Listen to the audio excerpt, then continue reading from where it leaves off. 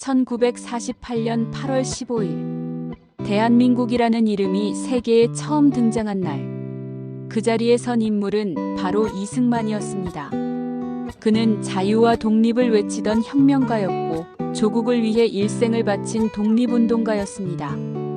그러나 4.4 5.입개헌, 경무대 정치, 부정선거로 국민에게 쫓겨난 대통령이기도 했습니다. 그는 과연 영웅이었을까요? 아니면 권력에 집착한 독재자였을까요? 제1부 개화기 청년 독립을 외치다. 1890년대 말, 조선은 개화와 구습이 충돌하던 혼란의 시기였습니다. 그 중심에서 젊은 이승만은 독립협회의 주요 인물로 활동합니다. 그는 고종의 개혁 의지를 지지하며 만민공동회에서 국민의 권리를 외치고 황성신문에 개화 사상을 실었습니다. 하지만 독립협회가 해산되자 체포되어 한성감옥에 수감, 그곳에서 그는 서양 정치 사상과 기독교를 공부하게 됩니다.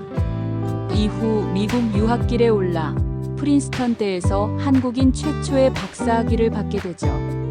제2부 을사늑약과 망명자 세계를 향해 외치다. 1905년 일본은 조선의 외교권을 강제로 박탈합니다. 이른바 을사늑약. 이 조약은 고종의 승인 없이 무력과 협박 속에 체결되었습니다. 그리고 도장을 찍은 5명의 대신 이완용, 이지용, 박재순, 권중현, 이근택, 우리는 그들을 을사오적이라 부릅니다. 이승만은 이 조약을 규탄하며 망명길에 오릅니다. 그는 카네기, 윌슨 대통령에게 편지를 보내고 파리 강화회의에 독립청원서를 제출하는 등 전 세계를 상대로 조선의 독립을 호소했습니다. 제3부 대한민국을 세운 대통령. 1945년 해방. 미군정은 한국에서 가장 서구 지식이 풍부하고 반공 성향이 뚜렷한 인물 이승만에게 주목합니다. 그리고 1948년 8월 15일 대한민국 정부가 수립되고 이승만은 초대 대통령이 됩니다. 그는 반공과 북진 통일론을 내세우며 강력한 자유진영의 리더로 자리 잡았죠. 공산주의는 인간의 자유를 억압하는 악마의 사상입니다. 이승만 연설 중 북진 통일론이란 무력을 통해 북한 정권을 타도하고 한반도를 자유민주주의로 통일하자는 구상이었습니다. 6.25 전쟁 이후 정전협정에도 반대하며 27,000명의 반공포로를 일방 석방하는 초강수를 두기도 했죠. 제4부 직선제 개헌과 국회 포위. 초기 대한민국 헌법은 간선제를 채택했습니다. 즉 국회의원들이 대통령을 뽑는 방식이죠. 하지만 1952년 이승만은 다음 선거에서 국회 내 지지가 약하다는 판단에 대통령 직선제를 추진합니다. 국회가 이를 거부하자 군과 경찰을 동원해 국회를 포위하고 야당 의원들을 감금한 채 개헌안을 통과시킵니다. 이른바 발췌개헌 사건. 이승만은 국민이 뽑는 대통령이 되었지만 그 방법은 민주주의에 반하는 것이었습니다. 직선제, 국민이 직접 투표로 대통령을 선출하는 방식. 간선제, 국회나 선거인단이 간접적으로 대통령을 선출. 제5부 4.4 5.입개헌과 경무대 정치.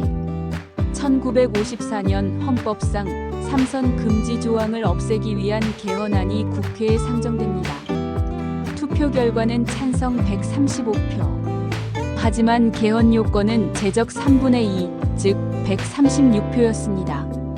그러자 기권표는 제외하고 계산하자며 4.4 5.입 논리를 꺼냅니다. 살을 반올림에 오로 만들자는 억지 계산이었죠. 결국 개헌은 통과되고 이승만은 삼선에 성공합니다. 이 사건은 헌정사에서 최악의 꼼수로 기억됩니다. 한편 경무대 정치란 말도 이때 등장합니다. 의회, 사법, 언론까지 모두 대통령의 명령 아래 작동하게 되면서 대한민국은 사실상 1인 독재체제로 돌입하게 됩니다. 제6부 조봉암과 부정선거. 1956년 대선. 이승만에게 도전장을 내민 인물이 있었습니다. 바로 조봉암. 진보당을 창당하고 사회주의가 아닌 민주적 진보를 주장한 조봉암은 20%가 넘는 지지를 얻으며 무서운 존재감을 드러냅니다. 하지만 1959년 조봉암은 간첩 혐의로 조작 기소되고 사형당합니다. 이후 진실이 밝혀져 1988년 대법원은 조봉암에게 무죄를 선고합니다. 그는 희생자였습니다. 그리고 1960년 이승만 정권은 3.15 부정선거를 자행합니다. 이기붕을 부통령에 앉히기 위해 사전투표, 유령투표, 개표 조작까지 동원되었죠. 그 결과는 4.19 혁명. 분노한 시민과 학생들이 거리로 나섰고 이승만은 결국 하야 성명을 발표하고 하와이로 떠났습니다. 제7부 두 얼굴의 대통령. 이승만은 조국의 독립을 위해 30년 이상을 해외에서 외쳤고 대한민국의 기틀을 만든 건국 대통령이었습니다. 하지만 동시에 그는 장기 집권을 위해 민주주의를 훼손했고 수많은 국민을 희생시킨 독재자였습니다. 그는 빛이었고 동시에 그림자였다. 이 질문은 여전히 유효합니다. 이승만은 독재자였는가, 건국의 아버지였는가? 역사는 단순하지 않습니다. 우리는 양면을 모두 바라볼 때 비로소 진실에 다가갈 수 있습니다. 지금까지 타임키퍼였습니다. 시간을 넘어 진실을 마주하다.